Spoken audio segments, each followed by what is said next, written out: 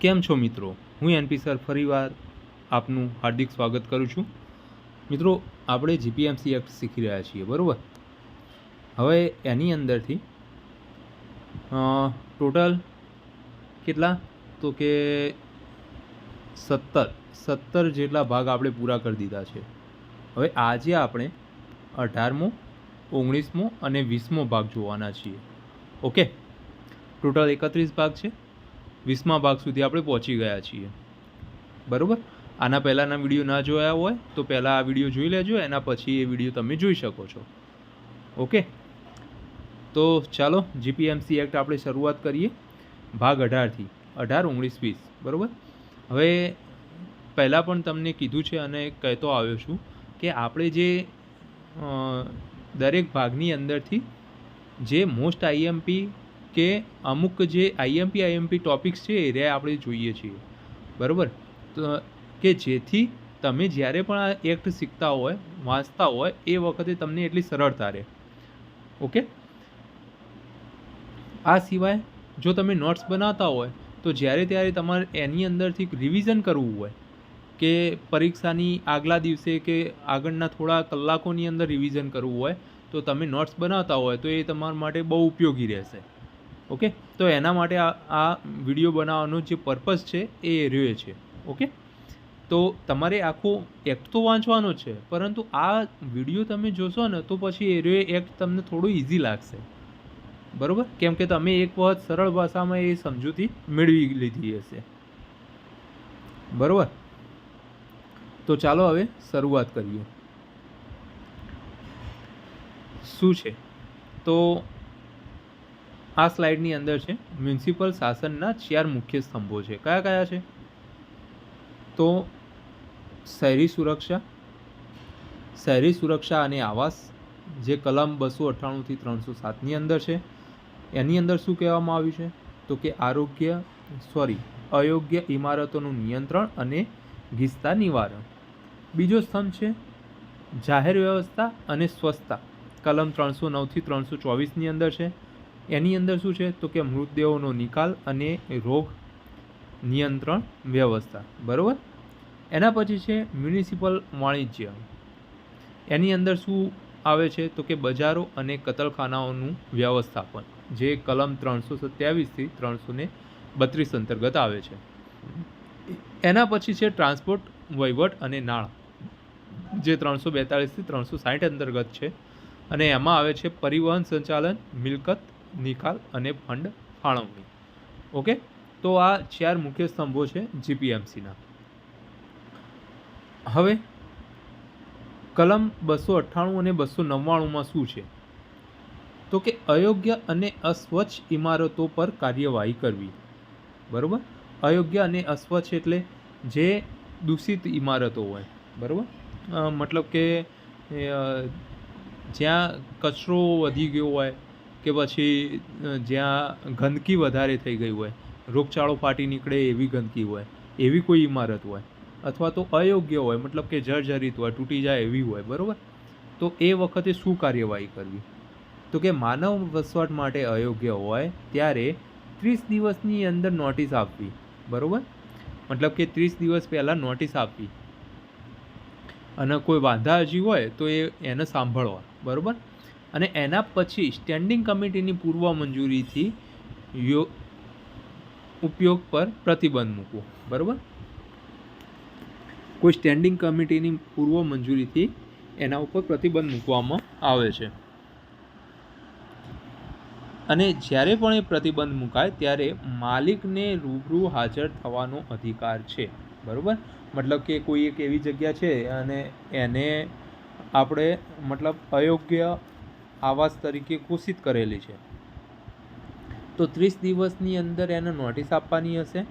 એના પછી સ્ટેન્ડિંગ કમિટીની પૂર્વ મંજૂરીથી એના ઉપર પ્રતિબંધ લાદવામાં આવે ત્યારે એ જે તે જગ્યાનો જે માલિક હોય એ રૂબરૂ એને હાજર થવાનો અધિકાર છે. કોની સામે તો કે સ્ટેન્ડિંગ કમિટીની સામે. ઓકે, એના પછી છે અસ્વચ્છ ઇમારતોનું સમારકામ. એની અંદર કેટલી નોટિસ હોય છે તો કે ઓછામાં ઓછા 21 દિવસની નોટિસ આપવી પડે. જેમ અહીંયા 30 દિવસની હતી એવી અહીંયા 21 દિવસની નોટિસ હોય. અને અસ્વચ્છ ઇમારતોનું સમારકામ થાય અને ફેરફારોનો આદેશ આપવામાં આવે છે. બરાબર, 21 દિવસ પૂરા થઈ જાય એના પછી એનું સમારકામ કરવામાં આવે. ઓકે, બહુ ગંદકી હોય તો એ ગંદકી સાફ કરી દેવાની હોય. પછી કોઈ મૂતરડી કે એવી કોઈ જગ્યા હોય તો એની કોઈ ગંદકી સાફ કરી દેવાની, એના ઉપર કલર કરી દેવાનો અને સ્વચ્છ કરી દેવાની એકદમ. બરાબર, તો આ અસ્વચ્છ ઇમારતોનું સમારકામ કરવામાં આવે, પણ એના પહેલાં 21 દિવસ પહેલાં એને નોટિસ આપવાની હોય. મતલબ કે જે જગ્યાએ બધા મકાન માલિક કે જે લોકો રહેતા હોય એમને 21 દિવસ પહેલાં નોટિસ આપવી પડે કે અમે આ સમારકામ કરવા જઈ રહ્યા છીએ. ઓકે, તો આ સ્લાઇડની અંદર તમે યાદ શું રાખશો? એક તો 30 દિવસ અને 21 દિવસ.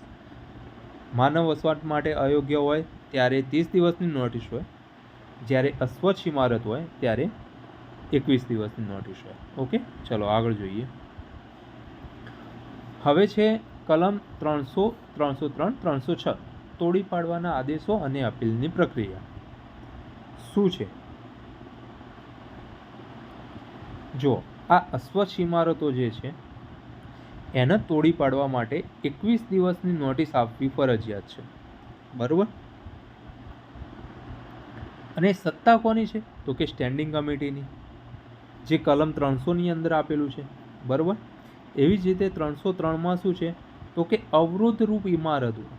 બરાબર, કોઈ ઇમારત એવી હોય કે જે અવરોધરૂપ હોય, મતલબ કે ગવર્મેન્ટે બહુ મોટો રોડ પાસ કર્યો હોય અને આ ઇમારત એના નજીક અથવા તો વચ્ચે આવતી હોય તો એને તોડી પાડવી જરૂરી હોય. બરાબર, તો ત્યારે પણ 21 દિવસની નોટિસ આપવામાં આવે છે અને એની સત્તા કોની છે? તો કે સ્ટેન્ડિંગ કમિટીની છે. ઓકે, હવે અપીલના નિયમો.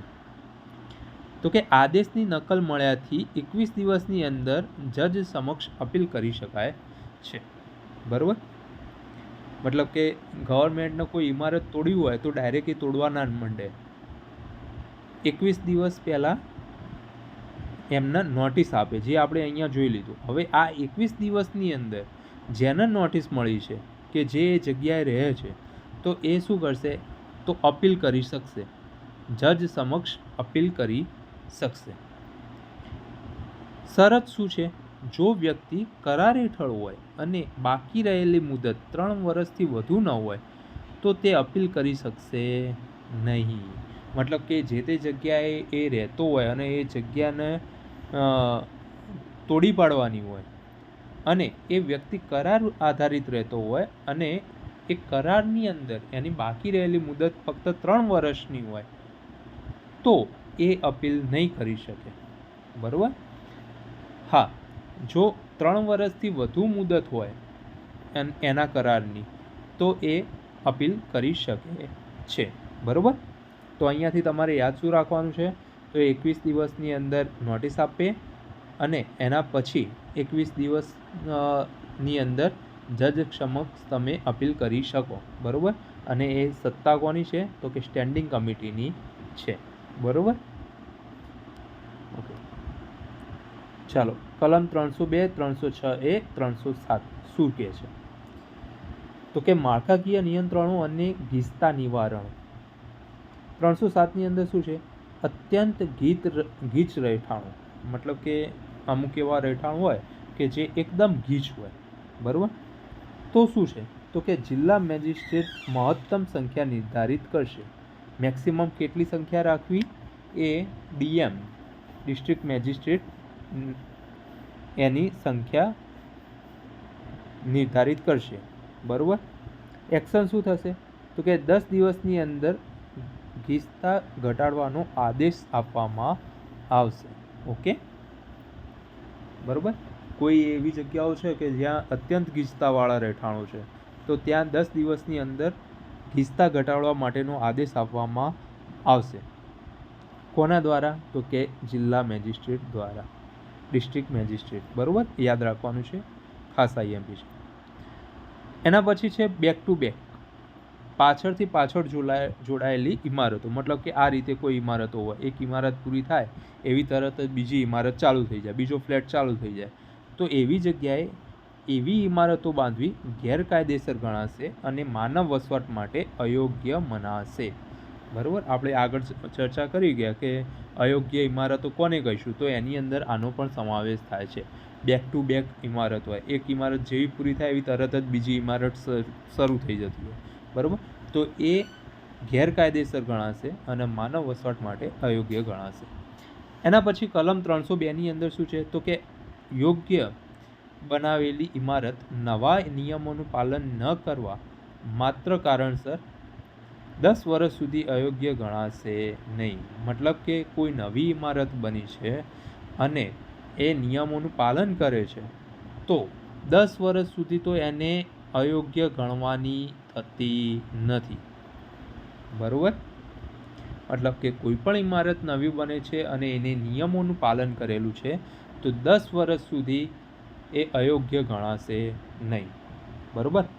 તો અહીંયા આ સ્લાઇડમાંથી તમે શું યાદ રાખશો, એક તો જો વસ્તી ગીચતા વધારે હોય, અત્યંત ગીચ રહેઠાણો હોય, બરાબર, અને તો જિલ્લા મેજિસ્ટ્રેટ 10 દિવસની અંદર એ ગીચતા ઘટાડવાનો આદેશ આપશે. બીજું શું યાદ રાખવાનું છે, તો કે નવી બનેલી ઇમારત હોય અને એને નિયમોનું પાલન કરેલું હોય તો 10 વર્ષ સુધી તેને અયોગ્ય ઠારવી શકાય નહીં. ઓકે, ચલો એના આગળ 309 અને 315 શું છે, જાહેર સ્વાસ્થ્યમાં તાત્કાલિક કાર્યવાહી. શું છે, તો કે મૃત પ્રાણીઓના શબનો નિકાલ. હવે કોઈ પ્રાણી મરી ગયું છે તો એનું જે શબ હોય એનો નિકાલ કેવી રીતે કરાય, તો કે પ્રાણીના મૃત્યુ પછીના 3 કલાકની અંદર શબનો નિકાલ કરવો અથવા મ્યુનિસિપાલિટીને જાણ કરી ચાર્જ ચૂકવવો, બરાબર. મતલબ કે તમારા વિસ્તારની અંદર કોઈ પ્રાણી મરી ગયું છે તો એના શબનો નિકાલ 3 કલાકની અંદર કરી દેવો જોઈએ, બરાબર. અથવા તો મ્યુનિસિપાલિટીને જાણ કરવાની અને એ જે પ્રાણી મૃત્યુ પામ્યું છે એને લઈ જવા માટેનો ચાર્જ ચૂકવવો પડે. ઓકે, એના પછી છે ભયજનક રોગના કિસ્સાની અંદર કમિશનર અથવા મેડિકલ ઓફિસર ઓફ હેલ્થ નિયમો દ્વારા નિર્ધારિત પગલાં લેવા કાયદેસર રહેશે, બરાબર. કોઈ એવો રોગચાળો ફાટી નીકળ્યો હોય, મતલબ કે હમણાં જે કોવિડ આવી ગયો હતો આપણો, બરાબર, તો એ વખત કમિશનર, જે મ્યુનિસિપલ કમિશનર હોય છે એ અથવા મેડિકલ ઓફિસર ઓફ હેલ્થ એ નિર્ધારિત પગલાં લેશે અને એ કાયદેસર ગણવાના થશે. ઓકે, તો અહીંયા તમે શું યાદ રાખશો, આ બંનેના નામ યાદ રાખવાના છે. ભયજનક રોગ ફાટી નીકળે તો એવા કિસ્સાની અંદર કમિશનર ને મેડિકલ ઓફિસર ઓફ હેલ્થ, બરાબર. ચાલો આગળ જોઈએ. હવે છે કલમ 320, 321 ને 324. એમાં શું છે, મૃતદેહોના નિકાલ સ્થાનોની નોંધણી. શું છે, મૃતદેહોના નિકાલ સ્થાનો એટલે જે પેલા સ્મશાન ગૃહોને જે હોય છે એવા સ્થાનોની નોંધણી કરવા માટે શું પ્રયોજન છે અંદર નોંધણી, તો કે માલિકે નિયત દિવસથી 6 મહિનાની અંદર કમિશનરને અરજી કરવી પડે, બરાબર. આ યાદ રાખીશું, એક તો 6 મહિનાની અંદર કમિશનરને અરજી કરવી પડે. નવા સ્થાનો પૂરા પાડવા. શું છે, તો કે કોર્પોરેશનની મંજૂરીથી સિટી એન્જિનિયરની સહી ધરાવતો નકશો જમા કરાવવો, બરાબર. કે તમે કઈ જગ્યાએ એ બનાવવા જઈ રહ્યા છો તો એનો સિટી એન્જિનિયરની સહી ધરાવતો એક નકશો રજૂ કરવો પડે, બરાબર. એના પછી શું છે, તો કે બંધ સ્થાનો ફરી ખોલવા. કમિશનરના રૂબરૂ નિરીક્ષણ પછી કોર્પોરેશન મારફતે રાજ્ય સરકારની મંજૂરી લેવી, બરાબર. મતલબ કે કોઈ મૃતદેહોના નિકાલ માટે તમે સ્થાનની નોંધણી કરવા ગયા છો તો એની અંદર શું શું જોશે, તો સૌથી પહેલાં તો 6 મહિનાની અંદર કમિશનરને અરજી કરવી પડે, સિટી એન્જિનિયરની સહી ધરાવતો નકશો જમા કરાવવો પડે અને એના પછી કમિશનર તમારી જે જગ્યા છે એની રૂબરૂ નિરીક્ષણ કરે કે આ બરોબર છે કે નહીં અને એના પછી કોર્પોરેશન મારફતે રાજ્ય સરકારની મંજૂરી લેવી પડે. ઓકે, ચલો આગળ જોઈએ કબ્રસ્તાન અને સ્મશાનના નિયમો શું છે? તો કે નિકાલ સ્થળો માટે જગ્યાના કડક માપદંડો કેવી રીતના છે? જો બહુ સારી રીતે અહીંયા સમજાવ્યું છે કે અહીંયા જમીન સપાટી છે, બરાબર. હવે આ જે સબ પેટી હોય, આ સબ પેટીની ઊંડાઈ કેટલી હોવી જોઈએ? તો કે 6 ફૂટથી ઓછી ઊંડાઈએ દાટવા દેશે નહીં. મતલબ કે 6 ફૂટથી ઓછી ઊંડાઈએ તો ન જ હોવી જોઈએ. 6 ફૂટથી વધારે ઊંડાઈએ તમે સબ પેટીને દાટી શકો છો. ઓકે, તો અહીંયા એક આર્યુ પ્રોવિઝન્સ છે. બીજું કબર માટે છે, તો કે 2 ફૂટ કરતાં ઓછા અંતરે કોઈ કબર બનાવાશે નહીં. મતલબ કે આ જે જમીન છે એ જમીનના 2 ફૂટથી નીચે કોઈ કબર બનાવવાની છે. ઓકે, 2 ફૂટથી ઓછું અંતર ન હોવું જોઈએ. તો અહીંયા 6 ફૂટ યાદ રાખવાનું અને અહીંયા 2 ફૂટ યાદ રાખવાનું છે, બરાબર. હવે સ્મશાન માટે પણ એવું કંઈક છે. સ્મશાનમાં કોઈ શબને લાવ્યા પછી 6 કલાકની અંદર બાળવામાં નિષ્ફળ જશે નહીં. મતલબ કે કોઈ શબને તમે સ્મશાન ગૃહની અંદર લાવો છો તો 6 કલાકની અંદર એને બાળી દેવામાં આવશે, બરાબર. એના પ્રાવધાન પણ છે અહીંયા. તો અહીંયા 6 ફૂટ, 2 ફૂટ અને 6 કલાક તમારે ખાસ યાદ રાખવાના છે. હવે કલમ 327 અને 330ની અંદર જોઈએ મ્યુનિસિપલ બજારોની વ્યાખ્યા અને વેચાણ પ્રતિબંધ. મ્યુનિસિપલ બજારો કોને કહીશું?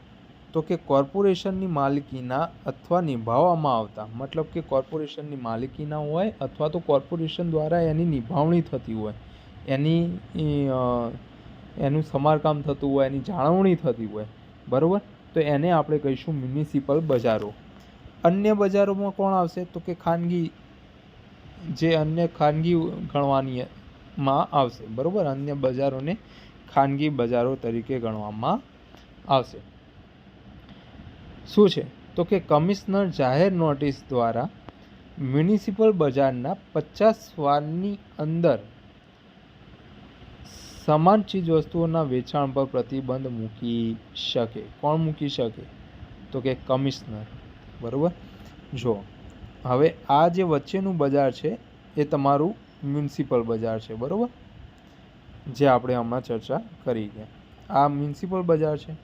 હવે આ મ્યુનિસિપલ બજારની 50 વારની અંદર એનો જે રેડિયસ છે, આજુબાજુનો 50 વારનો જે રેડિયસ છે, એ રેડિયસની અંદર એવી ચીજ વસ્તુઓ વેચાતી હોય કે જે મ્યુનિસિપલ બજારની અંદર વેચાતી હોય, સમાન ચીજ વસ્તુ હોય, તો એના ઉપર કમિશનર જાહેર નોટિસ દ્વારા પ્રતિબંધ મૂકી શકે છે. ઓકે,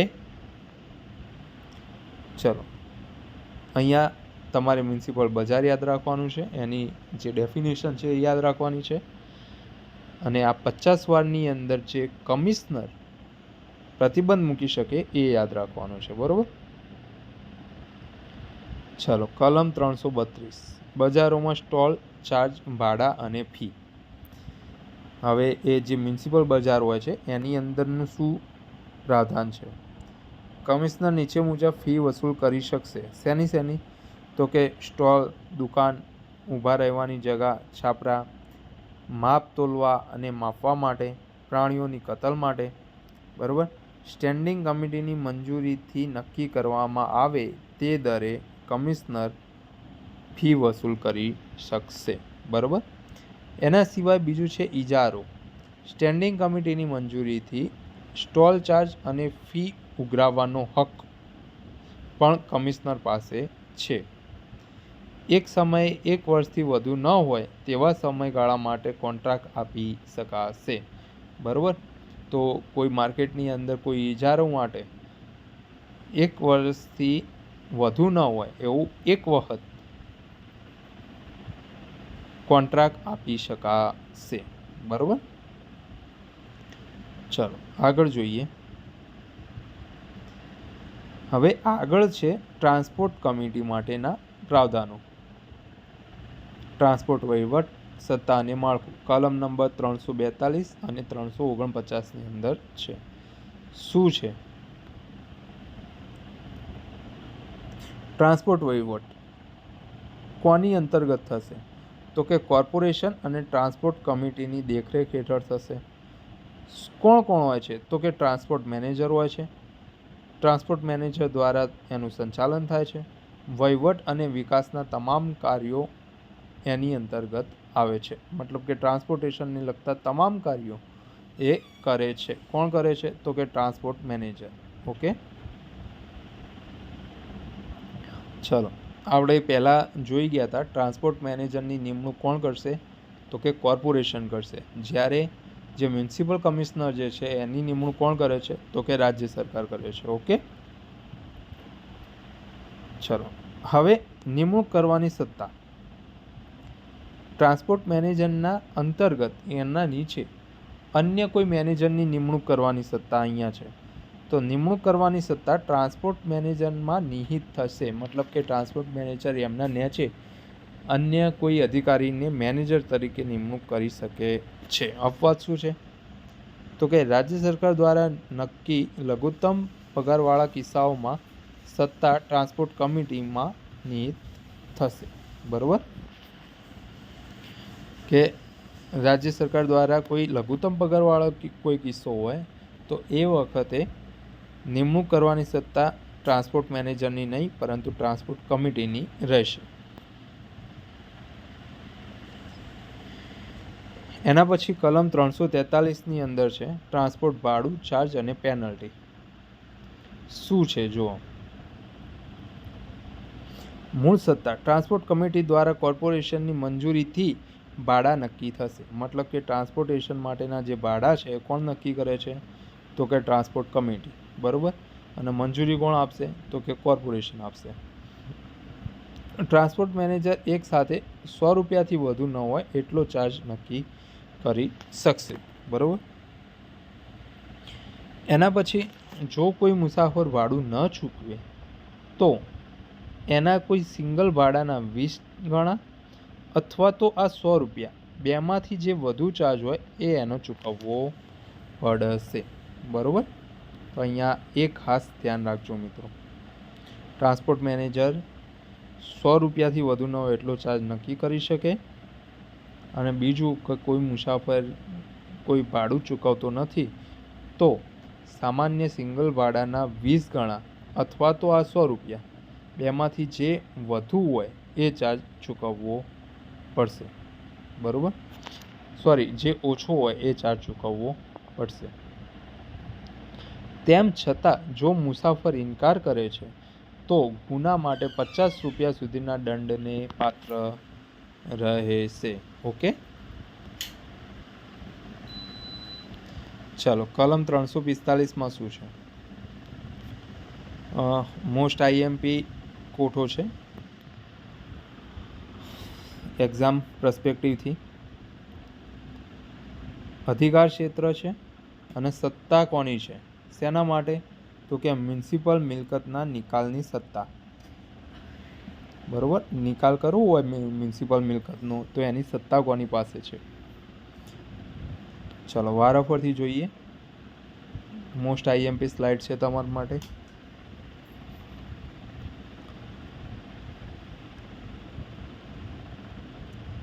ચલો, કોઈ જંગમ મિલકત છે તો 2000 રૂપિયા સુધીની એની કોઈ આવક હોય તો એને નિકાલ કરવાની સત્તા કોના પાસે છે? ટ્રાન્સપોર્ટ મેનેજર પાસે છે. એવી જ રીતે સ્થાવર મિલકત હોય, લીઝ ઉપર આપેલી કોઈ મિલકત હોય અને 12 મહિના સુધી લીઝ ઉપર આપેલી હોય તો એને નિકાલ કરવાની સત્તા કોની પાસે છે? ટ્રાન્સપોર્ટ મેનેજર પાસે છે. જો ભાડું 3000 રૂપિયાથી વધુ હોય તો 15 દિવસમાં કમિટીને રિપોર્ટ કરવો જરૂરી છે. ઓકે, જંગમ સ્થાવર મિલકતનું વેચાણ કરવી હોય અને એની જે કિંમત છે એ 50,000 રૂપિયા સુધીની હોય તો એને નિકાલ કરવાની સત્તા ટ્રાન્સપોર્ટ કમિટીની છે. એવી જ રીતે મોટી મિલકતનું વેચાણ કરવું હોય, મતલબ કે એની કિંમત 50,000 કરતાં વધારે હોય તો કોર્પોરેશનની સત્તા છે. બરાબર. તો અહીંયા આ સ્લાઇડ મોસ્ટ આઈએમપી છે. મ્યુનિસિપલ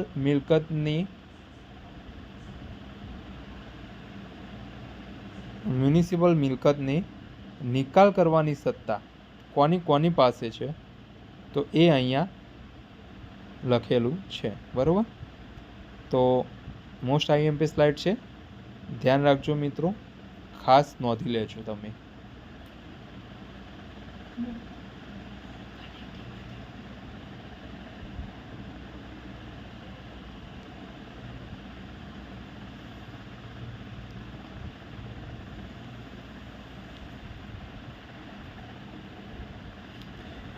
ઓકે, ચાલો આગળ છે કલમ 353 ટ્રાન્સપોર્ટ ફંડમાંથી નાણાં ઉપાડવાના નિયમો.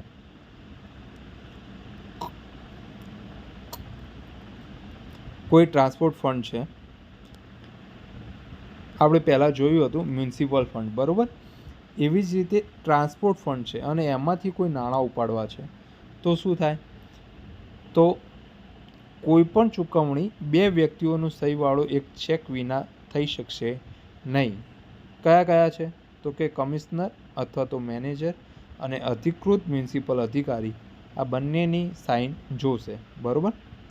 કોર્પોરેશન દ્વારા 100 રૂપિયા મતલબ કે 100 રૂપિયાથી વધુના કોઈ ચૂકવણી ફરજિયાત ચેક દ્વારા જ કરવાની રહેશે. મતલબ કે 100 રૂપિયાથી વધારે કોઈ ચૂકવણી કરવાની હોય તો ફરજિયાત ચેક દ્વારા જ કરવાની રહેશે.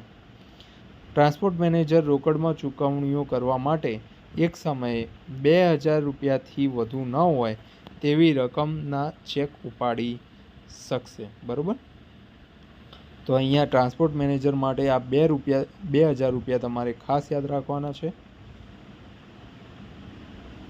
2,000 રૂપિયાથી વધુ ના હોય એટલી રકમના ચેક ટ્રાન્સપોર્ટ મેનેજર ઉપાડી શકશે. ઓકે, ચલો આગળ જોઈએ. હવે જો જે ટ્રાન્સપોર્ટ ફંડ હતું એની અંદર વધારાની સિલક પડી રહી હોય, બરાબર, વધારાની રકમ પડી રહી હોય તો એનો ઉપયોગ શેમાં થશે? કલમ 360ની અંદર એનું જોગવાઈઓ છે. તો જે સરપ્લસ કિંમત છે એના 30% રેવન્યુ રિઝર્વ ફંડમાં જશે, બીજા 30% ટ્રાન્સપોર્ટ બેટરમેન્ટ ફંડમાં જશે, 25% વેલફેર ફંડની અંદર જશે અને 15% મ્યુનિસિપલ ફંડની અંદર જશે. બરાબર. તો આ ટ્રાન્સપોર્ટ ફંડની અંદર જે વધારાના પૈસા પડ્યા રહ્યા હોય એની વહેંચણી શેમાં થશે એ અહીંયા દર્શાવવામાં આવ્યું છે. ખાસ આઈએમપી છે, યાદ રાખજો મિત્રો આ સ્લાઇડ. ચલો હવે આપણે આખું જે જોઈ ગયા આખા વિડીયોની અંદર એનું થોડું બ્રીફની અંદર જણાવેલું છે. મૃત પ્રાણીને નિકાલ કરવા માટે 3 કલાકનો સમય હોય છે. બરાબર. સ્મશાનમાં બાળવાની મર્યાદા કેટલી છે? તો કે 6 કલાકની અંદર એ શબને બાળી દેવું જોઈએ. પછી ઘીસતા હટાવવા માટેનો આદેશ 10 દિવસની અંદર આપવાનો હોય છે. 3,000થી વધુ ભાડાનો રિપોર્ટ કરવામાં આવે છે. બરાબર. આગળ છે કે અયોગ્ય ઇમારત નોટિસ આપવાની હોય છે. અયોગ્ય ઇમારતને પાડી દેવી હોય તો 21 દિવસની. એના પછી છે અયોગ્ય ઇમારત સામે વાંધો ઉઠાવવો હોય તો 30 દિવસની અંદર ઉઠાવી શકો. મૃતદેહનો નિકાલ કરવા માટેના સ્થળનું રજિસ્ટ્રેશન 6 મહિનાની અંદર કરાવવાનું હોય છે. એના પછી છે સ્ટોર ચાર્જ કોન્ટ્રાક્ટ મર્યાદા 1 વર્ષની હોય છે. એના પછી અપીલ ન કરી શકવાની લીઝ મર્યાદા 3 વર્ષની હોય છે. અને જૂની મંજૂર ઇમારતને રક્ષણ આપવા માટે, મતલબ કે કોઈ જૂની ઇમારત જે છે અને એ અત્યારના જે નિયમો છે એના આધારે બની હોય તો 10 વર્ષ સુધી એને અયોગ્ય ઠારવી શકાય નહીં, એ જણાવેલું છે. ઓકે, તો અહીંયા આપણે વિડીયોમાં વિરામ આપીએ છીએ. અહીંયા આપણે 8, 18, 19 અને 20 આ 3 ભાગ આપણે પૂરા કરી દીધા છે. હવે નેક્સ્ટ ભાગ આગળ જોઈશું આપણે. ઓકે, તો જ્ઞાન તમને કેવું મળે છે એ ખાસ જણાવજો. કેવું લાગે છે તમને વિડીયો એ પણ ખાસ જણાવજો. ટૂંક સમયમાં આપણે આ જીપીએમસી એક્ટ આખા પૂરા કરીને પછી MCQ સિરીઝ ચાલુ કરવાના છીએ. ત્યાં સુધી જોડાયેલા રહેજો અમારી સાથે, મહેનત કરતા રહેજો મિત્રો. ઓકે, તો હવે મળીએ નેક્સ્ટ વિડીયોની અંદર. Thank you.